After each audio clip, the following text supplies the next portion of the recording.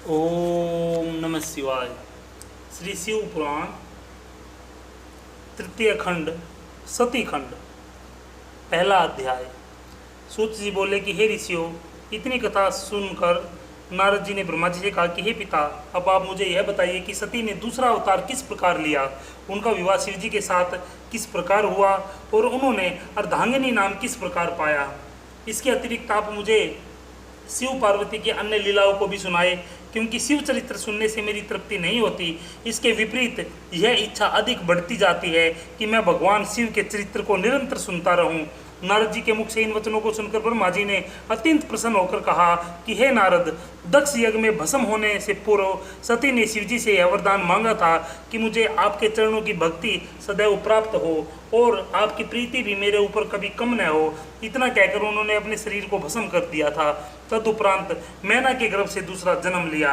यह सुनकर नारद मुनि बोले कि हे पिता, मैं मैना को नहीं जानता, अतः आप विस्तार पूर्वक यह बताने की कृपा करें कि मैना किसकी पुत्री थी और किसके साथ उसका विवाह हुआ था। ब्रह्मा जी ने कहा कि हे नारद, उत्तर दिशा की ओर संपूर्ण पर्वतों का राजा हिमालय नामक एक पर्वत है। वह पर्वत प्रदेश अत्यंत रमणीक है। उसी हिमालय प्रदेश के एक देश में एक राजा राज्य करता था। उसके राज्य की शोभा का किसी भी प्रकार वर्णन नहीं किया जा सकता। वह बिना तेल के ही दीपक जलते थे। वहाँ पर बिना तेल के ही दीपक जलते थे और वहाँ के निवासी अपने घरों में देवदारू की लकड़ी जलाकर प्रकाश करते थे। वहाँ की बर्फ पत्थर की शिला के समान कठोर होती है, जिसके ऊपर लोग चलते हैं। यदि कोई छोटा मनुष्य भी वहाँ जा पहुँचता है तो वहाँ के निवासी उच्च पद वाले व्यक्ति भी उसका आदर और सम्मान करते हैं। उस पर्वत पर ऐसी गाय हैं कि लोग उनकी पूंछ का मोरछल बनाते हैं और वहाँ की स्त्रियाँ भी निर्भय होकर स्वच्छंद विचरण किया करती है। वहाँ की स्त्रियाँ निर्भय होकर स्वच्छंद जहाँ चाहे वहाँ घूम सकती है। सहस्त्रों प्रकार के सुगंधित पुष्प वहाँ सर्वत्र खिले रहते हैं। हे नारद, अब मैं तुमसे उस पर्वत की श्रेष्ठता का वर्णन करता हूँ, जिस प्रकार उसने मेरे द्वारा उच्च पद प्राप्त किया है। सर्वप्रथम जब मैंने यह विचार किया कि पर्वतों का राजा किसे बनाना चाहिए, तब मैंने हिमालय पर्वत में संपूर्ण लक्षण देखकर उसे राजा बनाना निश्चित किया, क्योंकि वह पर्वतराज विष्णु के अंश से उत्पन्न हुआ है। उसकी संपूर्ण शरीर देवताओं के समान सुंदर है तथा उसका स्वरूप सत्पुरुषों के समान है। वह विशाल शरीरधारी, पुष्ट, परम तेजस्वी, निष्पाप तथा बुद्धिमान है और वह अपने समान आप ही है। वह न तो औरों को दिखाई देता है और न कोई उसके पास ही पहुंच सकता है। पर्वतों का स्वामी होने के कारण वह नीतिपूर्वक राज्य करता हुआ प्रजा का पालन करने लगा। उसकी प्रजा भी शुद्ध आचरणों वाली तथा व्रत नियमों को धारण कर धर्म मार्ग पर सदैव दृढ़ रहती थी। जिस प्रकार सूर्य पृथ्वी से रस लेता है तथा वर्षा द्वारा पुण्य उसी को दे देता है, उसी प्रकार वह राजा भी अपनी प्रजा से जो कर लेता था उस सबको उसी की भलाई में वह कर देता था। हे नारद, हिमाचल संपूर्ण राज्य लक्षणों को धारण किए हुए था। वह परम शास्त्रज्ञ, बुद्धिमान तथा दूरदर्शी था। वह चिकित्सा तथा उपायों से रहित होकर अपने शरीर का पालन करता था और किसी कार्य में शीघ्रता नहीं दिखलाता था। वह दूसरों के आनंद के लिए धन संचित करता और इसलिए मौन रहता कि अधिक न बोलने से श्रेष्ठ बुद्धि की प्राप्ति होती है। शक्तिशाली होते हुए भी वह दीन बना रहता। त्याग तथा संतोष की कीर्ति का प्रकाश बढ़ाकर उसने अहंकार से अपना संबंध तोड़ लिया था। यद्यपि वह युवा था, फिर भी वृद्ध पिता की भांति अपनी पुत्र रूपी प्रजा का उदारतापूर्वक पालन करता था। वह दंड देने योग्य व्यक्ति को इसलिए दंड देता था ताकि धर्म स्थिर बना रहे। वह प्रत्येक विद्या तथा गुण का ज्ञाता था। उसके राज्य में चोरों ने चोरी करना छोड़ दिया और वे वेद की आज्ञा अनुसार चलने लगे। उसके मित्र उसके प्रति हृदय में सच्चा स्नेह रखते थे। उसके राज्य में किसी को कष्ट नहीं था। हे नारद, उस श्रेष्ठ राजा के विवाह के लिए सब देवताओं ने उद्योग किया। उसने अपने मनोरथ की पूर्ति के हेतु पितरों से कहा कि आप अपनी बड़ी पुत्री, जिसका नाम मैना है, का विवाह हिमाचल के साथ कर दीजिए। ऐसा करने से देवताओं के अनेक कार्य सिद्ध होंगे तथा सब लोगों के दुख दूर हो जाएंगे। अपनी पुत्रियों के शाप का स्मरण कर पितरों ने देवताओं की यह बात स्वीकार कर ली तथा एक शुभ लगन में मैना का विवाह हिमाचल के साथ कर दिया। विवाह में आनंद मंगल की जो रीतियाँ होती है वे सब यथाविधि संपन्न हुई। उस विवाह को देखकर मुझे विष्णु जी को तथा देवताओं को यह समझकर विशेष प्रसन्नता हो रही थी कि इसके घर में जो पुत्री उत्पन्न होगी वह भगवान सदाशिव को ब्याही जाएगी। अतः विवाह हो जाने के उपरांत हिमाचल मैना को साथ ले अपने घर लौट गए। बोल शंकर भगवान की जय। श्री शिव पुराण तृतीय खंड सती खंड दूसरा अध्याय। सूत जी बोले कि हे सोनकादि ऋषियों, इतनी कथा सुनने के पश्चात नारद जी ने ब्रह्मा जी से इस प्रकार कहा कि हे पिता, यह वृतांत सुनकर मेरे मन में एक संदेह उत्पन्न हुआ है, अतः आप उसका निराकरण करें। आप मुझे यह बताने की कृपा करें कि मैना की कितनी बहनें थीं, क्योंकि आप अभी यह बता चुके हैं कि मैना अपनी बहनों में सबसे बड़ी थी। आप यह भी बताइए कि उन बहनों को किसने श्राप दिया था। यह सुनकर ब्रह्मा जी बोले कि हे नारद, मेरे पुत्र दक्ष प्रजापति ने सर्वप्रथम बहुत से पुत्र उत्पन्न किए, परंतु उनके द्वारा दक्ष को आनंद का लाभ न हुआ, क्योंकि वे मुक्ति पाकर परम पद को जा पहुँचे। तब यह देखकर दक्ष प्रजापति ने 60 कन्याएं उत्पन्न की और उनका विवाह चंद्रमा आदि के साथ कर दिया। वह वृतांत भी मैं पहले सुना चुका हूँ। दक्ष की उन पुत्रियों में एक लड़की का नाम सौधा था। उसका विवाह पितरों के साथ हुआ। सौधा के गर्भ से 3 कन्याओं का जन्म हुआ। उनमें सबसे बड़ी का नाम मैना, मंजली का नाम धन्या और छोटी का नाम कलावती था। हे नारद, प्रातःकाल के समय जो मनुष्य इनका नाम लेता है उसके संपूर्ण मनोरथ पूर्ण हो जाते हैं। इनके शुद्ध चरित्र को सुनने से आनंद की प्राप्ति होती है, क्योंकि तीनों लोकों में सम्मान प्राप्त करने वाली वे इसी योग्य हैं। एक दिन की बात है कि तीनों कन्याएं श्वेत द्वीप में जाकर क्षीर समुद्र के निकट भगवान विष्णु के समीप जा पहुंची और वहां विष्णु जी के दर्शन करने के उपरांत उनकी स्तुति करके उनकी आज्ञा से वहीं एक स्थान पर बैठ गई। कुछ देर के पश्चात मेरे पुत्र सनकादिक भी वहां जा पहुंचे। उन्होंने दूर से ही भगवान विष्णु को प्रणाम किया। सनकादिक को आते देखकर वहां उपस्थित सभी लोग उठकर खड़े हो गए तथा सम्मान पूर्वक उन्हें प्रणाम करने लगे। परंतु हे नारद, वे तीनों कन्याएं अपने स्थान पर जो कि त्यों बैठी रही। उन्होंने न तो सनकादिक को प्रणाम किया और न ही उनका सम्मान किया। हे नारद, दूसरों को दोष भले दे दिया जाए, परंतु सत्य की बात तो यह है कि शिव जी की जो इच्छा होती है वही होता है। भगवान सदाशिव की आज्ञा को ही भाग्य अथवा कर्म कहते हैं। उन तीनों कन्याओं की ढिठाई को देखकर सनत कुमार को बहुत क्रोध आया। यद्यपि वे लोग बुद्धिमान, निरअहंकार तथा परमहंस है, फिर भी उस समय शिव जी की माया में पड़कर वे अपने ज्ञान को भुला बैठे। भला तीनों लोकों में ऐसा कौन है जो शिव जी की माया और इच्छा पर विजय प्राप्त कर सके। अतः सनत कुमार ने उनको संबोधित करते हुए कहा, अरे तुम तीनों बहनें परम मूर्ख हो। तुम वेद के आशय को नहीं समझ पाई हो और तुमने यह बात नहीं जानी कि ब्राह्मण समस्त प्राणियों द्वारा पूजा जाने योग्य है। तुमने अहंकार के वशीभूत होकर मनुष्यों के समान अपने मार्ग को त्याग दिया है और हमारा बहुत निरादर किया है। अतः हम तुम्हें यह शाप देते हैं कि तुम देवभूमि स्वर्ग को त्याग कर मनुष्यों के देश में जाकर रहो। हे नारद, इस श्राप को सुनकर वे तीनों आश्चर्यचकित रह गई और सनत कुमार की प्रार्थना करती हुई बोली कि हे मुनि, हमसे बड़ा भारी अपराध हुआ है जो आपका सम्मान नहीं किया। वास्तव में यह अपराध हमसे मनुष्य के समान ही बन पड़ा है। उसका फल भी हम प्राप्त कर चुकी है, परंतु अब हम आपसे यह प्रार्थना करते हैं कि आप हमें यह वरदान दें कि जिस समय हमारा पाप नष्ट हो जाए तब हम फिर इसी स्वरूप को प्राप्त कर ले। उनके इस विनीत वचन को सुनकर सनत कुमार अत्यंत प्रसन्न हुए और बोले कि हे कन्याओं, तुम्हारी प्रार्थना सुनकर हमारे मन को क्षोभ दूर हो गया है। अब हम प्रसन्न होकर तुम्हें यह वरदान देते हैं कि तुम में जो बहुत बड़ी कन्या है वह विष्णु के अंश से उत्पन्न पर्वतराज हिमाचल की पत्नी होगी और उसके गर्भ से जो लड़की होगी वह शिवरानी होकर अपने कुटुंब के लोगों का सब पापों को नष्ट कर देगी। मंजली कन्या का विवाह त्रेता युग में राजा जनक के साथ होगा। उसके गर्भ से श्री सीता जी का जन्म होगा जो श्री भगवान रामचंद्र जी के साथ ब्याही जाएगी। और तीसरी बहन का विवाह द्वापर युग में वैश्य वर्ण के वृषभानु के साथ होगा। उसकी पुत्री श्री राधा जी भगवान श्री कृष्ण जी की प्रेयसी होगी। इस प्रकार तुम तीनों ही पुनः अपनी गति को प्राप्त होकर स्वर्ग में आ पहुँचोगी। इतना कहकर सनकादिक वहाँ से चले गए। तब वे तीनों कन्याएं भी अपने पिता के घर लौट आई। इतनी कथा को सुनाकर नारद जी पूछा कि हे पिता, इसके बाद क्या हुआ, आप वह मुझसे कहिए।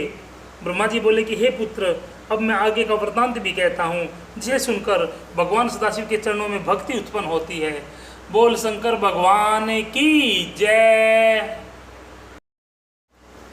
श्री शिव पुराण तृतीय खंड सती खंड तीसरा अध्याय। ब्रह्मा जी ने कहा कि हे नारद, जब हिमाचल विवाह करके अपने घर लौटे उस समय उनके राज्य में बहुत ही आनंद मनाया गया। ब्राह्मणों की सेवा करके उन्हें दान दक्षिणा देकर बहुत प्रसन्न किया गया। तदुपरांत देवता तथा ऋषि मुनि आदि अपने मनोरथों के प्राप्ति के लिए हिमाचल के समीप पहुँचे। हिमाचल ने सबका स्वागत सत्कार किया और कहा कि आज मेरा अहोभाग्य है जो आप सबने यहाँ पधार कर मेरे घर को पवित्र किया है। अब आप मुझे अपना सेवक जानकर कोई आज्ञा दीजिए।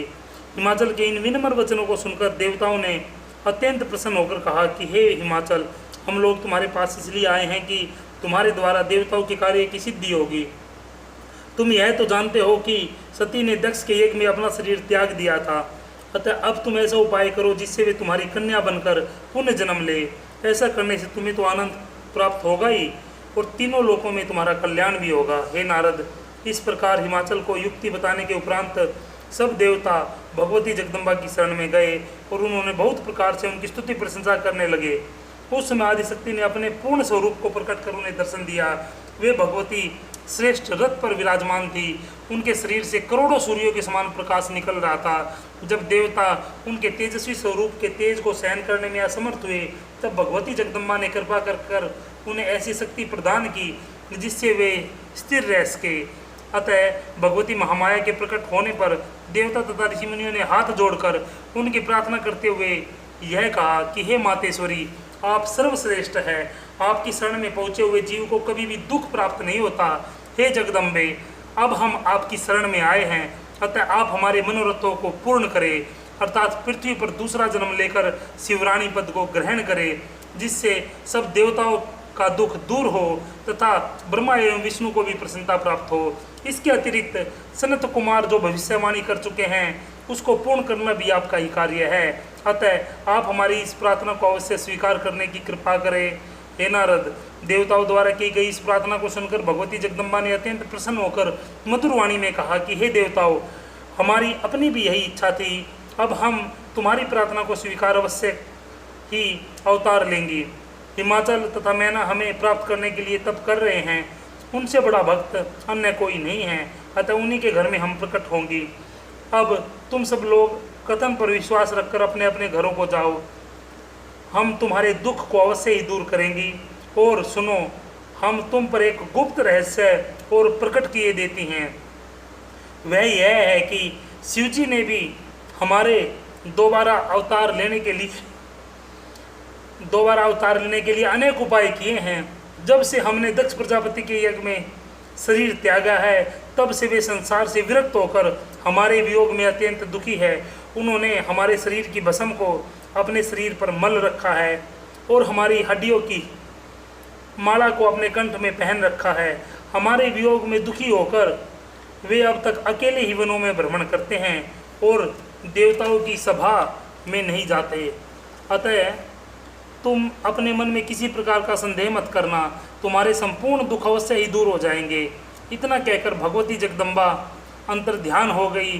तब सब देवता भी उन्हें प्रणाम करके अपने अपने घर लौट गए। हे नारद, इस चरित्र को जो कोई सुनेगा अथवा सुनाएगा उसे परम पद की प्राप्ति होती है और उसके यहाँ धन संतान आदि की निरंतर वृद्धि होती रहती है। बोल शंकर भगवान की जय। श्री शिव पुराण तृतीय खंड सती खंड चौथा अध्याय।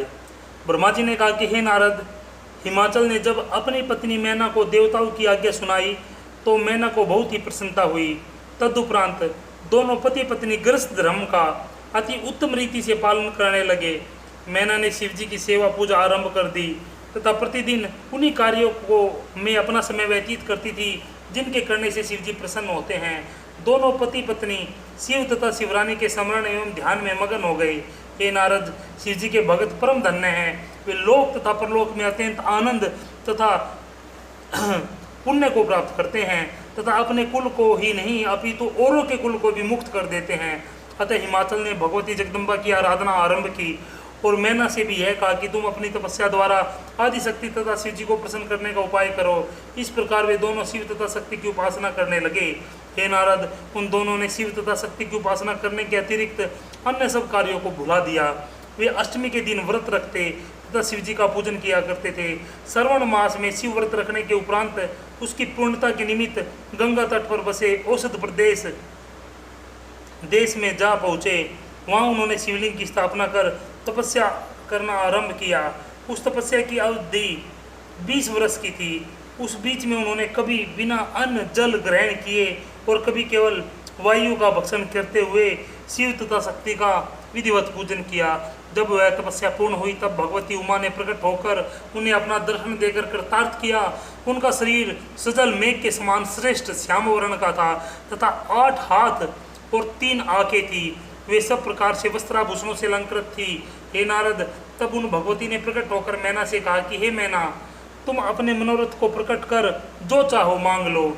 हे नारद, जब मैना ने अपने नेत्र खोलकर भगवती जगदम्बा के स्वरूप को देखा तो उसे अत्यंत प्रसन्नता हुई। उसने हाथ जोड़कर स्तुति करते हुए कहा कि हे माता, मेरे धन्य भाग्य है जो मुझे आज आपके दर्शन प्राप्त करने का यह सौभाग्य प्राप्त हुआ है। मैं इस समय आपकी कुछ स्तुति करना चाहती हूँ, परंतु हे माता, न तो मुझे कुछ ज्ञान है और न ही मैं विद्या जानती हूँ जिससे अपनी सब अभिलाषा को पूर्ण कर सकूँ।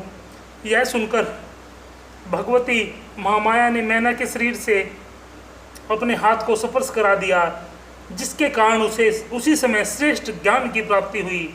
तब वह अत्यंत प्रेम मगन होकर अपनी आंखों से अश्रु वर्षा करने लगी। उस समय उसने ऐसे कठिन शब्दों की युक्त श्रेष्ठ पदावली में जगदम्बा की स्तुति की जिससे बड़े बड़े विद्वान भी अच्छी तरह नहीं समझ सके। उस स्तुति को सुनकर भगवती ने कहा कि हे मैना, जो व्यक्ति इस स्तुति को सुनेगा अथवा पढ़ेगा वह अपने संपूर्ण मनोरथों को प्राप्त करेगा तथा संसार में स्त्री पुत्र धन आदि प्राप्त करके अंत में मेरे लोक में आवेगा। भगवती महामाया के इन कृपापूर्ण वचनों को सुनकर मैना ने हाथ जोड़कर कहा कि हे मातेश्वरी, तीनों लोकों में ऐसी कौन सी वस्तु है जिसे आप नहीं दे सकती। अतः आप अब मेरी आपसे यही प्रार्थना है कि सर्वप्रथम मेरे गर्भ से अत्यंत धीर वीर तथा गुणी 100 पुत्रों का जन्म हो। वे ब्रह्म ज्ञानी होकर अपने कुल का मान बढ़ाए तथा दोनों वंशों को मुक्ति देने वाले हो। तदुपरांत मेरे गर्भ से एक ऐसी कन्या का जन्म हो जो सब बातों में आपके समान ही हो, तीनों लोकों में उसके समान और कोई न हो। वह देवताओं के दुख रूपी जड़ को काटने में कुल्हाड़ी के समान सिद्ध हो सके। मैना की इस प्रार्थना को सुनकर भगवती जगदम्बा ने मुस्कुराकर कहा कि हे मैना, तुम्हारी बुद्धि को धन्य है जो तुमने ऐसा वर मांगा है। मैं तुम्हें इच्छित वर देती हूँ और यह बताती हूँ कि तुमने जिस प्रकार के 100 पुत्रों की कामना की है वे तुम्हारे गर्भ से उसी रूप में जन्म लेंगे, परंतु अपने समान मैं स्वयं ही हूँ। अतः तुम्हारी मनोभिलाषा की पूर्ति के हेतु मैं स्वयं ही तुम्हारे घर में अवतार लूँगी। इतना कहकर भगवती जगदम्बा अंतर ध्यान हो गई। तब जिस दिशा की ओर वे अंतर ध्यान हुई थी उसी दिशा की ओर प्रणाम करने के पश्चात मैंने भी अपने घर को लौट चली। और जब उसने घर जाकर हिमाचल को सब वृत्तांत सुनाया तो वे अत्यंत प्रसन्न हुए और उन्होंने मैना की बहुत प्रकार से प्रशंसा की।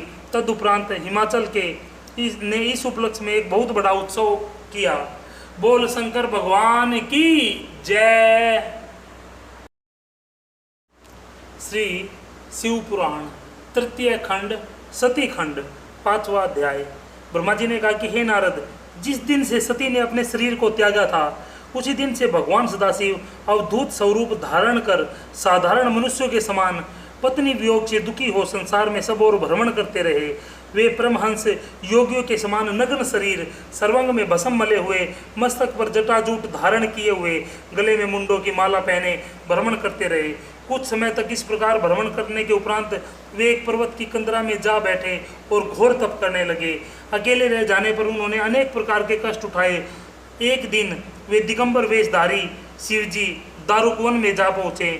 वहाँ उन्हें नग्न अवस्था में देखकर मुनियों की स्त्रियाँ उनके सुंदर स्वरूप पर मोहित हो काम के आवेग से उनसे लिपट गई।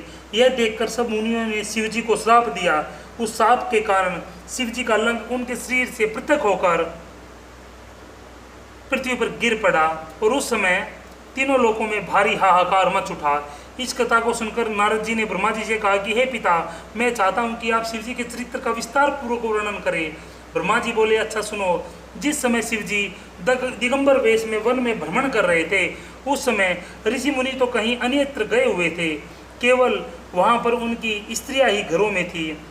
उस कठिन अवस्था में भी शिवजी का स्वरूप इतना सुंदर था कि उसे देखते ही सब ऋषि पत्नियां उनके ऊपर मोहित हो काम के वशीभूत हो गई। वे आपस में एक दूसरे को बड़ी संबोधित करती हुई यो बोली कि हे सखी, उस स्त्री को बड़ी भाग्यवान समझना चाहिए जो इनके शरीर से जा लिपटे।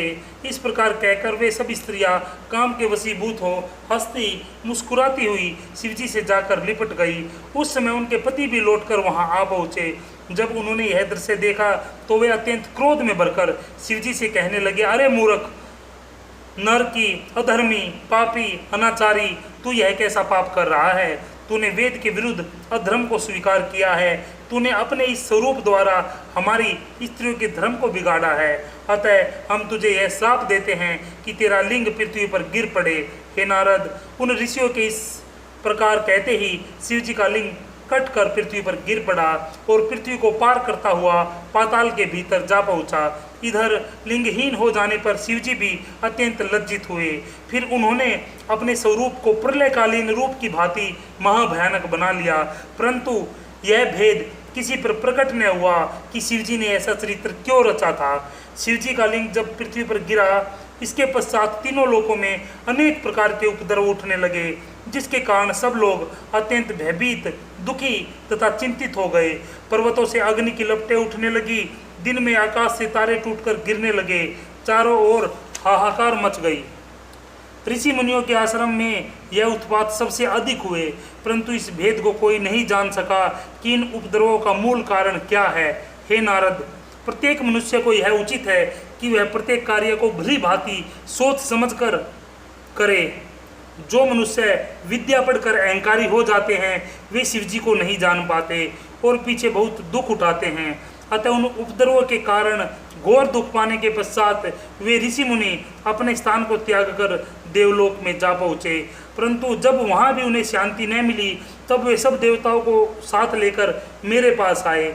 उस समय इंद्र आदि सब देवताओं ने मुझे प्रणाम करते हुए पूछा कि हे प्रभु, जिन उपद्रवों के कारण तीनों लोग भस्म हुए जाते हैं, उनके उत्पन्न होने का वास्तविक कारण क्या है?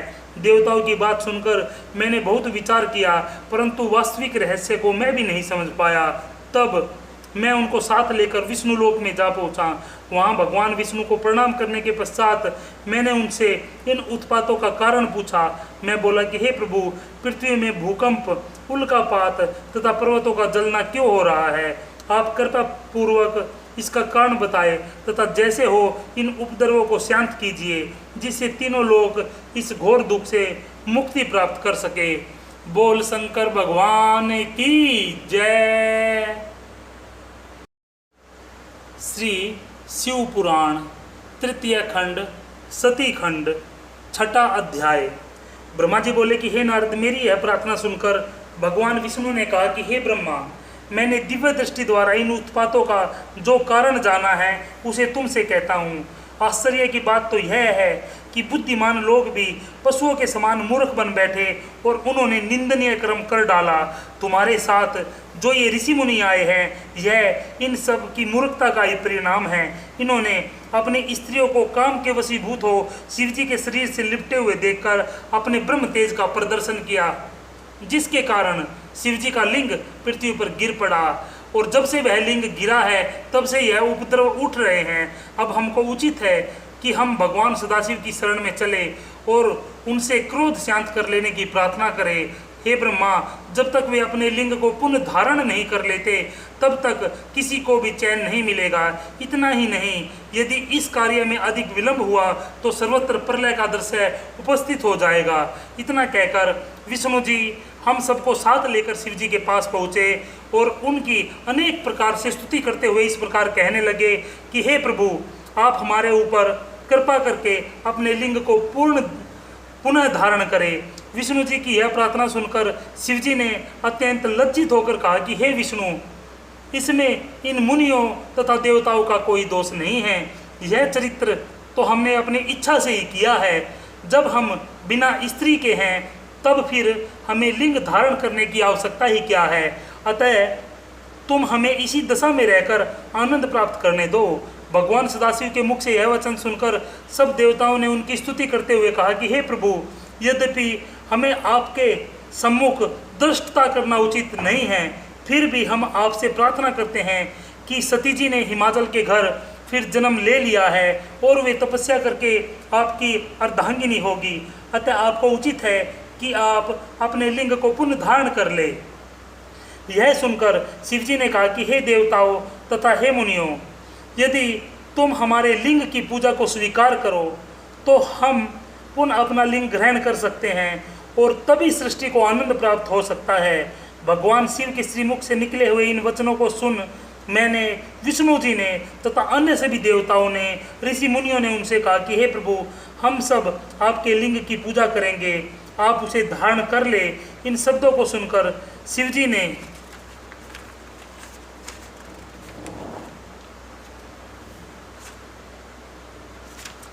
हम सब की बातों को सुनकर शिव जी उस समय अंतर ध्यान हो गए। तब सब लोगों ने पाताल के नीचे पहुंचकर शिव जी के लिंग का पूजन किया। सर्वप्रथम विष्णु जी ने, तदुपरांत मैंने, फिर इंद्र ने, इस प्रकार कर्मानुसार सब देवताओं ने, ऋषि मुनियों ने शिवलिंग की पूजा की। पूजा में अनेक प्रकार के उत्सव हुए तथा आकाश से पुष्प वर्षा हुई। उस समय शिवजी ने अपने लिंग से प्रकट होकर हंसते हुए कहा कि हे देवताओं तथा हे मुनियों, हम तुम्हारी पूजा से अत्यंत प्रसन्न हैं। अब तुम जो चाहो वर मांग लो। यह सुनकर हमने प्रार्थना की कि हे प्रभु, आप तीनों लोगों को अभेदान देकर अपने लिंग को पुनः धारण कीजिए। तदुपरांत आप हम लोगों को यह वर दीजिए कि हम सब अहंकार रहित होकर आपकी भक्ति करते रहे। यह सुनकर शिवजी ने एवमस्तु कहते हुए अपने लिंग को पुनः धारण कर लिया। हे नारद, इस चरित्र के पश्चात मैंने तथा विष्णु जी ने एक उत्तम तथा पवित्र हीरे को लेकर शिवलिंग के समान एक मूर्ति का निर्माण किया और उस मूर्ति को उसी स्थान पर स्थापित कर दिया। तदुपरांत मैंने सब लोगों को संबोधित करते हुए कहा कि इस हीरेश्वर शिवलिंग का जो भी व्यक्ति पूजन करेगा उसे लोक तथा परलोक में अत्यंत आनंद प्राप्त होगा। उस शिवलिंग के अतिरिक्त हमने वहाँ और भी शिवलिंगों की स्थापना की। तदुपरांत हम सब शिवजी के उस लिंग स्वरूप का ध्यान धरते हुए अपने लोक को लौट आए। भगवान सदाशिव भी प्रसन्न होकर अपने स्थान को चले गए। वे भगवान त्रिशूलपाणी अपनी इच्छानुसार कभी मुनियों के पास बैठकर ज्ञान की चर्चा करते तथा कभी पर्वत पर चढ़कर सती के वियोग को भुला देने की चेष्टा में संलग्न रहते। हे नारद, शिवलिंग पूजन की इस कथा को जो प्राणी मन लगाकर सुनता है वह सदैव प्रसन्न रहता है और जो लोग शिवलिंग की पूजा करते हैं वे अपने कुल सहित मुक्ति को प्राप्त करते हैं। बोल शंकर भगवान की जय। श्री शिव पुराण तृतीय खंड सती खंड 7वां अध्याय। इतनी कथा सुनकर नारद जी ने कहा कि हे पिता, आपने शिव चरित्र का वर्णन कर मुझे अत्यंत प्रसन्नता प्रदान की है।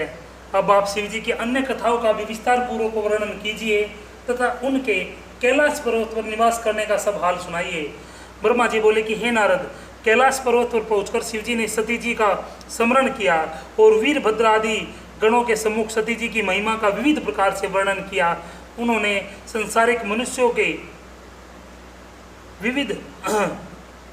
मनुष्यों को कामदेव की महिमा दिखाने के लिए सती जी के वियोग में शोक प्रकट करते हुए अनेक प्रकार के चरित्र दिखाए।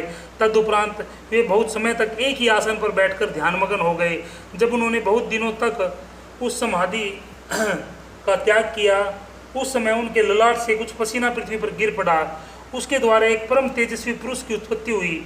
उस पुरुष के 4 हाथ थे, वह लाल वर्ण का, अपने कंठ में माला पहने तथा अत्यंत शक्तिशाली था। उत्पन्न होते ही वह बालकों के समान रोने लगा। हे नारद, उसे देखकर पृथ्वी ने अपने मन में यह विचार किया कि इस बालक का पालन पोषण मुझे करना चाहिए, क्योंकि यह परम तेजस्वी प्रतीत होता है। शिव जी की अर्धांगिनी सती जी अपना शरीर त्याग चुकी है, अतः अब मेरे अतिरिक्त इसका पालन करने वाला और कौन है? यह मेरे ऊपर उत्पन्न हुआ है, इसलिए मैं इसकी माता के समान हूँ और माता के समान ही मुझे इसका पालन पोषण भी करना चाहिए। यदि मैं स्त्री रूप धरकर इसका पालन नहीं करूँगी तो शिव जी मुझे अवश्य ही दंड देंगे। यह निश्चय कर पृथ्वी ने अपना स्वरूप स्त्रियों के समान बनाया। पृथ्वी का वह स्वरूप अत्यंत सुंदर तथा पवित्र था। उसे देखकर यह प्रतीत होता था कि मानो कामदेव की पत्नी रति ने दूसरा अवतार ग्रहण किया हो, अथवा भगवान विष्णु ने फिर से मोहिनी रूप धारण कर लिया हो।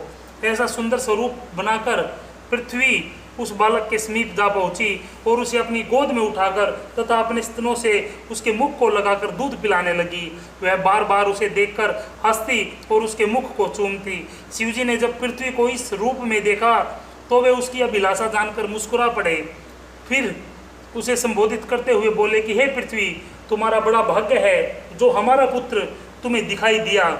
तुम प्रसन्नतापूर्वक इसका पालन करो। यद्यपि यह बालक हमारे पसीने से उत्पन्न हुआ है, तो भी यह तुम्हारे नाम से प्रसिद्ध होगा, अर्थात सब लोग इसे भौम कहकर पुकारेंगे।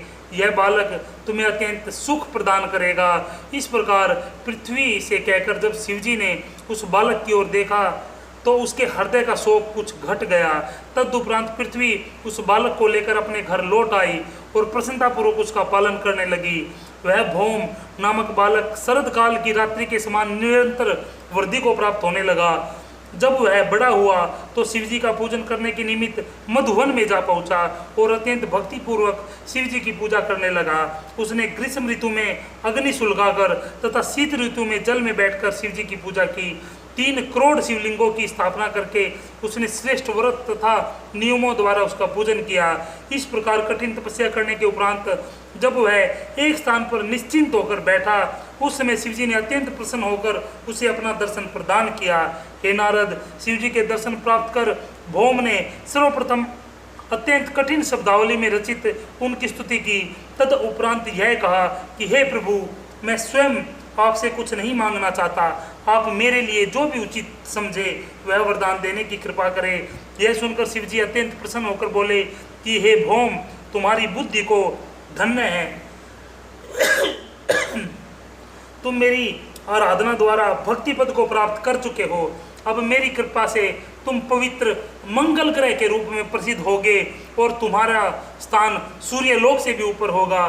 तुम्हें सब प्रकार के आनंद और प्रसन्नता की प्राप्ति होगी। इतना कहकर शिवजी अंतर ध्यान हो गए। तब भौम भी अपने लोक को जाकर परिवार सहित आनंद करने लगा। हे नारद, शिवजी के इस पवित्र चरित्र को सुनने अथवा कहने से धन, संतान तथा सुख की प्राप्ति होती है एवं संपूर्ण प्रकार के रोग नष्ट हो जाते हैं। बोल शंकर भगवान की जय। श्री शिव पुराण तृतीय खंड सती खंड 8वां अध्याय। नारद जी ने कहा कि हे पिता, शिव चरित्रों को सुनकर मुझे अत्यंत आनंद की प्राप्ति होती है। अब आप कृपा करके वह वरदान सुनाइए कि हिमाचल की पत्नी मैना ने शिवजी से वरदान मांगने के उपरांत क्या किया। यह सुनकर श्री ब्रह्मा जी ने भगवान सदाशिव का ध्यान धरने के उपरांत कहा कि हे पुत्र, जब मैना ने शिवजी से वरदान प्राप्त किया तथा शक्ति को अपने ऊपर प्रसन्न देखा, तब वह आनंदित हो घर को लौट आई। वहाँ सर्वप्रथम उसने 100 पुत्रों को जन्म दिया। वे सब मैनाक तथा क्रौंच आदि नाम से प्रसिद्ध हुए। उनके शरीर बहुत लंबे थे। वे सब अत्यंत बलवान तथा बुद्धिमान और गुणवान हुए। इसके पश्चात सती जी ने हिमाचल के हृदय में प्रवेश किया ताकि उनके सब मनोरथ पूर्ण हो सके। हिमाचल ने सती जी के उस तेज को शुभ घड़ी प्राप्त कर मैना में स्थापित कर दिया। जिस समय से सती जी ने मैना के गर्भ में आई उस समय मैना का शरीर अत्यंत तेजस्वी हो गया। उस गर्भ को धारण कर मैना ऐसी सुंदर तथा तेजस्विनी हो गई जैसे पहले कभी भी नहीं थी। हिमाचल की यह अवस्था थी कि वे बारंबार मैना के निकट पहुँचते तथा मैना की सखी सहेलियों द्वारा यह पूछवाते कि उन्हें किसी वस्तु की आवश्यकता तो नहीं है। मैना लज्जित होकर कोई उत्तर नहीं देती थी, परंतु वह जिस वस्तु की इच्छा करती थी वह स्वयं ही प्रकट हो जाया करती थी। ऐसी कोई भी वस्तु नहीं थी जिसे प्राप्त करने में मैना को कभी कोई कठिनाई हुई हो। हे नारद, मैना का गर्भ जितना अधिक बढ़ता जाता था उतना ही उसका तेज भी अधिक होता जाता था। गर्भ अवस्था में जिन रीतियों को तथा उत्सवों को करना चाहिए उन सबको हिमाचल ने बड़ी धूमधाम के साथ संपन्न किया। उन्होंने सब लोगों को इच्छानुसार दान दिया तथा ब्राह्मणों, देवताओं एवं अतिथियों की भलीभांति पूजा की। उन्हीं दिनों में विष्णु जी तथा अन्य सभी देवता शिवरानी की गर्भ स्तुति करने के हेतु हिमाचल के घर गए और अपने कर्तव्य को पूरा करने के उपरांत लौट आए। जब गर्भ के 9 महीने व्यतीत हो गए और 10वां मास पूरा होने लगा, उस समय आकाश तथा पृथ्वी में शुभ सुकून होने लगे। आकाश पूर्णता को निर्मल हो गया और उसका प्रकाश बढ़ गया। सभी अशुभ ग्रह लुप्त हो गए। उस समय ऋषि मुनि तथा देवता पुष्प वर्षा करने लगे। गंधर्व, सिद्ध, चारण, किन्नर, अप्सरा तथा विद्याधर अपने स्त्रियों सहित नाचने गाने लगे। इस प्रकार मधुमास की शुक्ल पक्ष की 9वीं को मृगशिरा नक्षत्र में अर्धरात्रि के समय भगवती महामाया ने उस अपार आनंद के बीच मैना के गर्भ से पार्वती के रूप में जन्म ग्रहण किया। यह कथा कालिका पुराण में भी लिखी हुई है। बोलो माँ जगदम्बा की जय। हे नारद, उस समय मैं तथा विष्णु जी सब देवताओं सहित संपूर्ण सामग्रियों को साथ लेकर हिमाचल के स्थान पर जा पहुँचे। हम सब ने अपनी अपनी बुद्धि के अनुसार शिवरानी की स्तुति एवं प्रशंसा की। उस समय अनेक प्रकार के बाजे बज रहे थे तथा पुष्प वर्षा हो रही थी। देवताओं ने उस आदिशक्ति की स्तुति करते हुए इस प्रकार कहा कि हे जगदम्बे, आपकी जय हो। आप तीनों लोकों की माता तथा भगवान भूतवान की अर्धांगिनी हो। आप हमारी विपत्तियों का नाश करें, क्योंकि हमारे मन की कोई भी अभिलाषा आपसे छिपी नहीं है। हे आदिशक्ति, आपका तेज अपरिमित है। सृष्टि के सभी जीव आपके सेवक हैं। ब्रह्मा, विष्णु तथा शिव आपके पुत्र कहे जाते हैं तथा तीनों गुणों की उत्पत्ति आपसे ही हुई है। आप ब्रह्म स्वरूप आदिशक्ति बनकर सब जीवों में निवास करती है तथा सबसे भिन्न भी रहती है। वेदों ने आपकी महिमा का कुछ वर्णन किया है परंतु पार नहीं पाए। नारद, सारद, शुक तथा सनकादिक बुद्धिमान मुनि और देवता वाचल होने पर भी आपकी महिमा का बहुत थोड़ा ही वर्णन कर सके हैं। उपनिषदें इस बात को कहती है कि यदि किसी मूर्ख पर भी आपकी कृपा हो जाए वह आपकी स्तुति करने में समर्थ हो जाता है। आप अपने भक्तों को मुक्ति प्रदान करती है तथा करोड़ों कलाओं को अपने वश में किए रहती है। आप अहंकार को नष्ट करने वाली है। वेद और वेदांत सब में आप ही सन्निहित है। हे भगवती, आपके सहस्त्रों नाम हैं जिसका वर्णन करना वाणी की सामर्थ्य से परे है। इस प्रकार बहुत स्तुति करने के उपरांत सब लोग अपने अपने घरों को लौट गए। बोल शंकर भगवान की जय। बोल माता पार्वती की जय। श्री शिव पुराण तृतीय खंड सती खंड 9वां अध्याय। इतनी कथा सुनकर नारद जी ने कहा कि हे पिता, अब मेरी यह अभिलाषा है कि भगवती महामाया के जन्म के पश्चात का वृत्तांत आप मुझे सुनाने की कृपा करें। उन्होंने हिमाचल के घर में रहकर जो जो बाल लीलाएं की उन सब को सुनाकर आप मुझे प्रसन्नता प्रदान कीजिए। देवऋषि नारद की यह प्रार्थना सुनकर ब्रह्मा जी बोले कि हे पुत्र, जब भगवती महामाया ने अवतार ग्रहण किया और सब देवता उनकी स्तुति प्रशंसा करने के उपरांत अपने अपने स्थान को लौट गए, उस समय हिमाचल ने बड़ी धूमधाम से अपनी पुत्री का जन्म महोत्सव मनाया। मैना उन्हें आदिशक्ति का अवतार पहचान कर अत्यंत प्रसन्न हुई। उस समय भगवती जगदम्बा ने भी अष्टभुजी स्वरूप धारण कर मैना को अपना दर्शन देकर कृतार्थ किया। हे नारद, उस स्वरूप का वर्णन करना अत्यंत कठिन है। वे भगवती 8 भुजाओं, 3 नेत्र एवं ज्योतिपूर्ण वस्त्र अलंकारों को धारण किए हुई थी। मैना ने जब उनको इस स्वरूप में देखा तो वह उनकी बहुत प्रकार से स्तुति प्रशंसा करते हुए यह कहा कि हे भगवती, आपने अत्यंत कृपा करके मेरे घर में अवतार लिया है। मेरी यह प्रार्थना है कि आपका यह स्वरूप मेरे हृदय में सदैव स्थित रहे। अब आप कृपा करके पुनः अपना बाल स्वरूप धारण कर मुझे सुख पहुँचाइए। हे नारद, मैना की प्रार्थना सुनकर भगवती महामाया ने उसे सांत्वना देते हुए कहा कि हे मैना, इस समय यह स्वरूप मैंने केवल इसीलिए धारण किया है ताकि तुम्हारे हृदय में यह विश्वास हो सके कि मैं वही देवी हूँ जिसे तुमने वरदान प्राप्त करते समय देखा था। अब तुम अपने मन में निश्चिंत हो जाओ। इतना कहकर भगवती जगदम्बा ने पुनः बाल स्वरूप धारण कर लिया और नवजात शिशु की भांति रुदन करने लगी। उस समय सब स्त्रियां मैना के समीप जा इकट्ठी हो गई। कन्या का जन्म देखकर उन सबको अत्यंत प्रसन्नता हुई।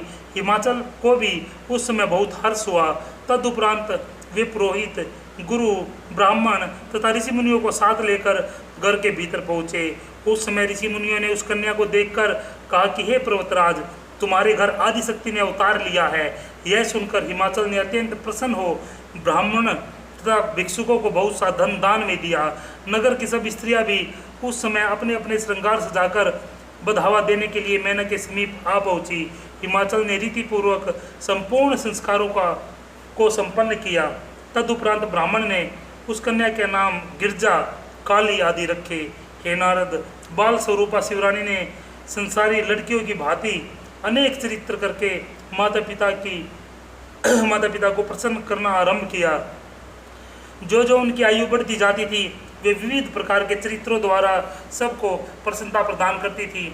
वे कभी गोद में लिपट कर मुस्कुराती, कभी अपनी तुतली वाणी से ऐसी बातें कहती जिन बातों को सुनकर माता पिता को अत्यंत प्रसन्नता प्राप्त होती थी।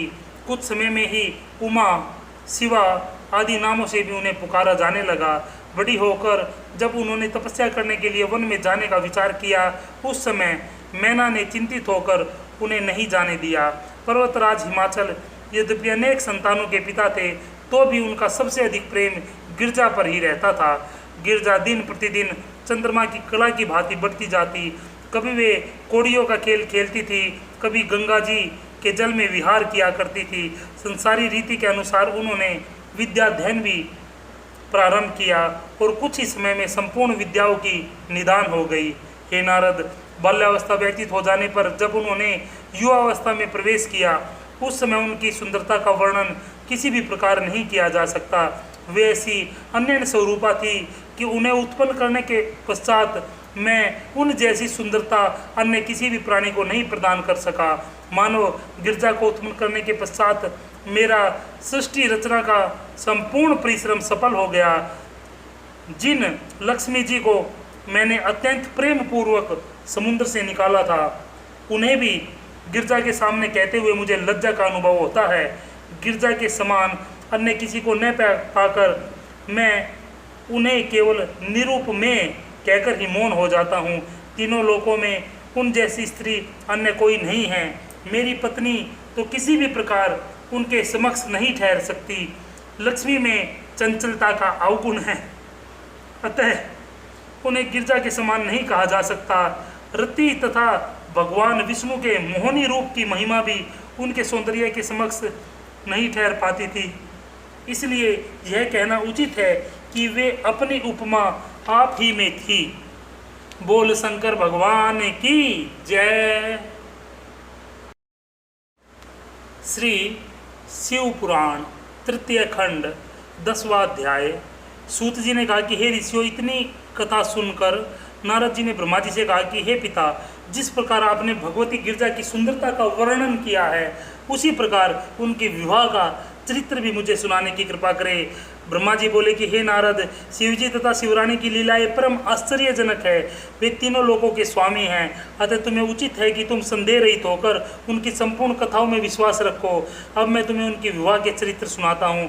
कुछ लोगों का कहना है कि गिरजा का विवाह स्वयंवर के रूप में हुआ था, परंतु कल्प भेद के अनुसार गिरजा की विवाह की कथाएं अलग अलग प्रकार से है।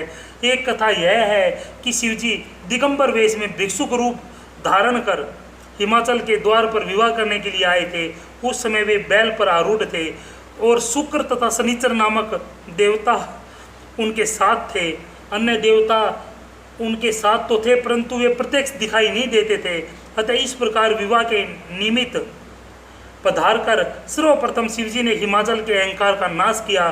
तदुपरांत वे बारात सजाकर विवाह करने को पधारे और गिरजा को अंगीकार किया। हे नारद, कुछ आचार्यों का कहना है कि शिवजी ने गिरजा की तपस्या से प्रसन्न होकर उनके साथ विवाह करना स्वीकार किया और बारात लेकर हिमाचल के घर जा पहुँचे। वहाँ उन्होंने अनेक प्रकार की लीलाओं के द्वारा सब लोगों को सुख पहुँचाया तथा मैना के भ्रम को नष्ट किया। इन अनेक प्रकार की कथाओं का कारण एक तो कल्प भेद और दूसरा यह है कि शिवजी के प्रति जिसकी जैसी प्रीति होती है उसे वैसा ही चरित्र दिखाई देता है। इन बातों पर किसी प्रकार की शंका अथवा विचार करना भी ठीक नहीं है। सर्वप्रथम मैं स्वयंवर की कथा का वर्णन करता हूँ, जिसमें विष्णु के गणों तथा देवताओं की बुद्धि कुंठित हो गई थी, और वह कथा इस प्रकार है। एक दिन हिमाचल ने यह देखा कि गिरजा युवावस्था को प्राप्त हो चुकी है। तब उसने अपने भाई बंधुओं को बुलाकर यह कहा कि तुम लोग गिरजा के अनुरूप किसी देवता को देखकर उसके साथ गिरजा का विवाह कर दो, क्योंकि पिता का धर्म यही है कि वह अपनी पुत्री के युवा हो जाने पर किसी श्रेष्ठ वर के साथ उसका विवाह करके अपने रण से उरण हो जाए। उन्हीं दिनों मैना ने भी हिमाचल को अपने निकट बुलाकर यह कहा कि हे पति, गिरजा युवावस्था को प्राप्त हो चुकी है, अतः आप उसके लिए कोई श्रेष्ठ वर ढूंढे। उन्होंने यह भी कहा कि गिरजा मुझे अत्यंत प्रिय है, अतः इसके लिए कोई ऐसा योग्य वर ढूंढे जो सब प्रकार से प्रशंसा का पात्र हो। हे नारद, मैना की बात सुनकर हिमाचल अत्यंत प्रसन्न हो घर से बाहर निकले और राजसभा में पहुंचकर मंत्रियों से इस प्रकार कहने लगे कि हे मंत्रियों, आप मेरी पुत्री के योग्य किसी उचित वर की तलाश करें। उस समय मंत्रियों ने यह सम्मति दी कि हे राजन, राजकन्या के विवाह के लिए आप एक स्वयंवर का आयोजन करें, जिसमें ब्रह्मा, विष्णु आदि सभी दिग्पाल भी सम्मिलित हो। सर्वप्रथम आप उस स्वयंवर के समय गिरजा को प्रत्येक विवाह इच्छुक पुरुष के नाम, गुण आदि के संबंध में सूचित करें। तदुपरांत उसका स्वरूप दिखाए। उस समय गिरजा जिसके कंठ में वरमाला डाल देगी, उसी के साथ गिरजा जी के विवाह कर दिया जाएगा। मंत्रियों की सम्मति को सुनकर हिमाचल को अत्यंत प्रसन्नता हुई। तब उन्होंने स्वयंवर की तिथि निश्चित कर सब लोगों के पास निमंत्रण पत्र भेज दिया। हे नारद, गिरजा के स्वयंवर का समाचार प्राप्त कर सभी देवता हिमाचल के नगर में पहुँचे। मैं, विष्णु जी, इंद्र, सूर्य, चंद्रमा, अग्नि तथा अन्य दिक्पाल भी अपनी अपनी बारात सजाकर बड़ी धूमधाम से हिमाचल के यहाँ गए। हे नारद, हम सब लोगों को देखते हुए हिमाचल ने अगवानी करते हुए सबका अत्यंत आदर सत्कार किया। तदुपरांत स्तुति एवं प्रशंसा करके रहने के लिए श्रेष्ठ निवास दिया। उसने अन्य सब देवताओं की भी बहुत सेवा की। जब हम लोग स्वयंवर स्थल में जा पहुँचे तो उस विचित्र मंडप को देखकर हमें अत्यंत आनंद हुआ। हम लोग परस्पर बातें करते हुए कहने लगे कि देखे, आज गिरजा किस पर प्रसन्न होती है और किसे उनके साथ विवाह करने का सौभाग्य प्राप्त होता है। कोई कहता वे विष्णु जी को स्वीकार करेंगी और कोई अन्य देवता का नाम लेता था। बीच बीच में सब लोग यह भी कहते थे कि गिरजा का विवाह जिसके साथ होगा उसी को हम सब अपने से उत्तम और प्रधान पुरुष समझ लेंगे। वे लोग जो विवाह देखने की इच्छा से आए थे, वे कह रहे थे कि हम तो गिरजा का विवाह देखने आए हैं, अतः उनका विवाह किसी के साथ क्यों न हो, हम तो उस आनंद को देखकर ही कृतार्थ हो जाएंगे। बोल शंकर भगवान की जय।